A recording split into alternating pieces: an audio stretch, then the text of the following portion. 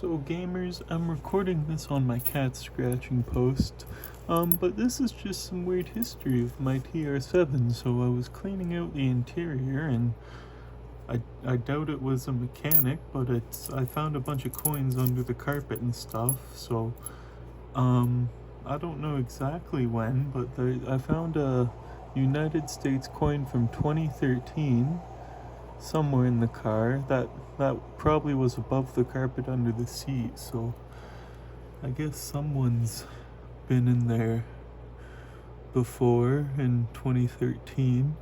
This is a 1979 Canadian quarter, which was under the carpet. You can see it's pretty beat up, so that's someone left that there a long time ago. This one, it's 1975. It's hard to see, but that's a 1975 dime, it looks like. So that would have been dropped in the car right when it was new in Canada. This is a newer coin. When is this one from? 2016. Did I drop that in there? I might have dropped that in there. Someone else could have, I don't know. I probably dropped that one.